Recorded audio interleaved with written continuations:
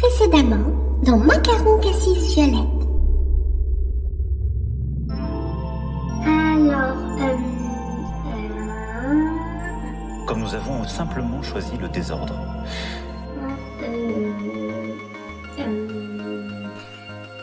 Comment dire?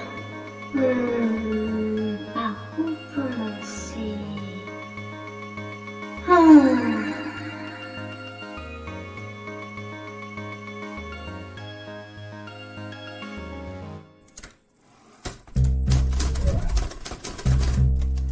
Excusez-moi, votre métier, c'est d'informer, n'est-ce pas?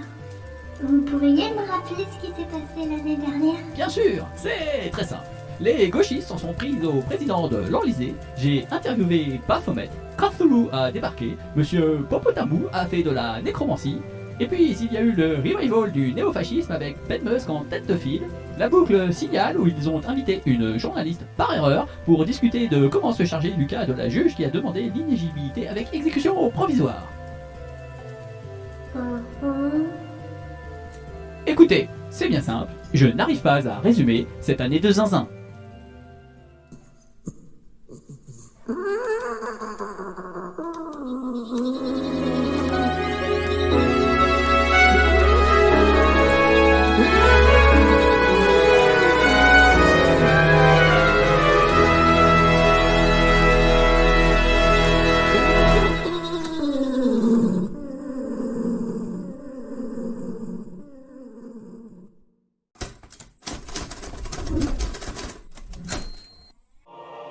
Pour tenter d'y voir plus clair, je reçois Monsieur Charles-Édouard Hubert Badaf de mes deux. Bonsoir, monsieur de Barbarie. Pouvez-vous nous indiquer quels sont les événements qui, à votre sens, ont marqué la saison précédente? Les gauchistes tentent de faire s'effondrer le pays. Mais heureusement, le gouvernement tient. Oui, c'est la faute à Mélenchon. C'est ce que je ne cesse de répéter. À n'en pas douter, ils vont nous empêcher de redresser le pays.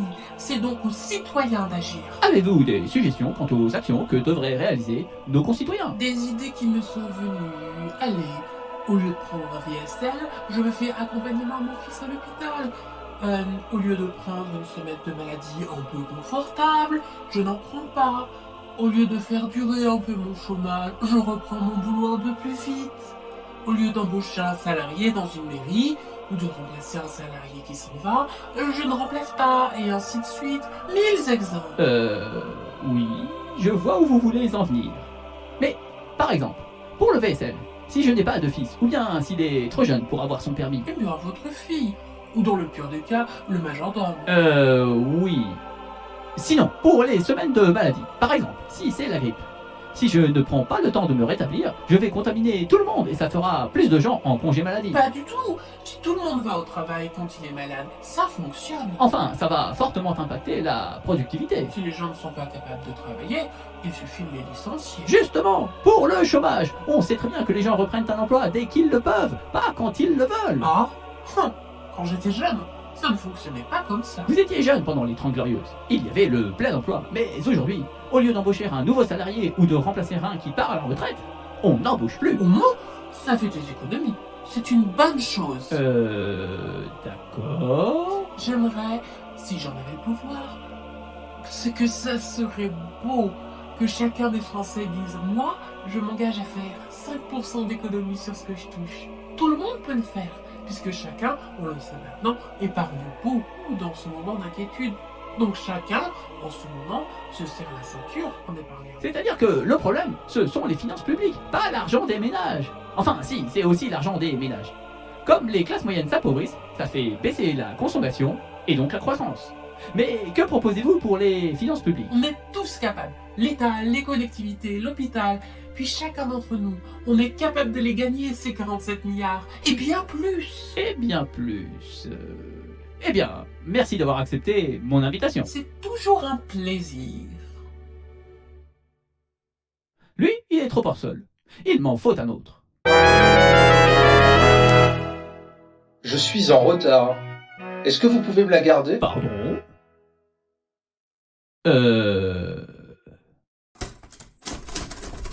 Ouf, j'ai cru qu'il parlait d'un enfant. Je suis allergique aux enfants. Bonsoir, monsieur de Barbarie. En définitive, vous tombez bien. Quel est, selon vous, l'événement le plus marquant de la saison dernière?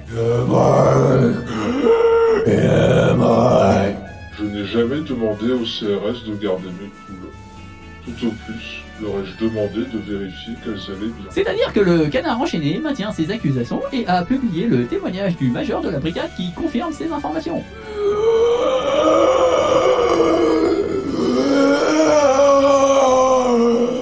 Certes, mais finalement, est-ce qu'ils les ont nourries, mes poules? Non. Alors il n'y a pas de problème. Et j'espère quand même qu'elles ont été nourries. Bien sûr, j'ai envoyé mon assistant parlementaire. Ah, Toutou, viens là, mon toutou.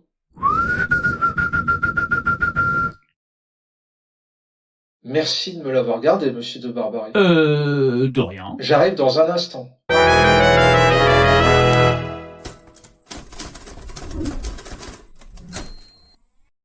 Rebonsoir, monsieur de Barbarie. Je vous pose la même question qu'à mes précédents invités. Selon vous, quel est l'événement le plus marquant de la saison passée? Le problème, c'est que les Français sont accros aux dépenses publiques. Pourtant, ce sont les dirigeants qui décident de ces dépenses. Votre formule laisse entendre que c'est les gouvernements qui dépensent l'argent. C'est pas vrai. C'est l'État. Non, non, ce sont les Français à qui on a mis à disposition pour les retraites une immense somme.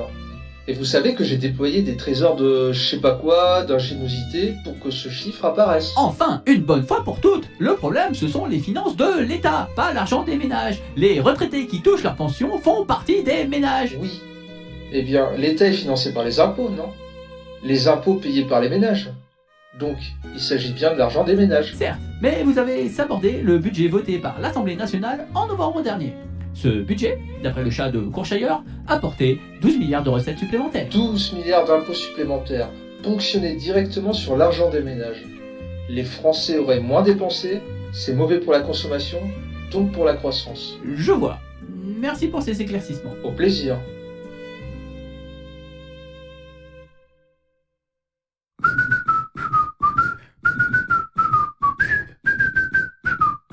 Ah!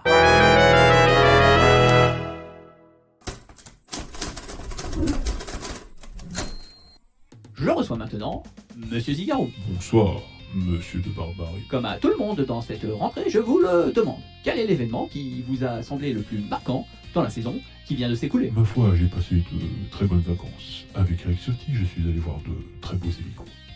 Bon, il n'y avait pas la clim. Cependant, nous étions en extérieur. Ça n'est pas si grave. Oui, cet été a été particulièrement chaud. Le troisième le plus chaud enregistré depuis le début des mesures. Ce marronnier des journalistes. Oui, l'été, il fait plus chaud qu'en hiver. Grande nouvelle. Et donc, tout ça pour cacher le fait qu'il y a trop de musulmans en France.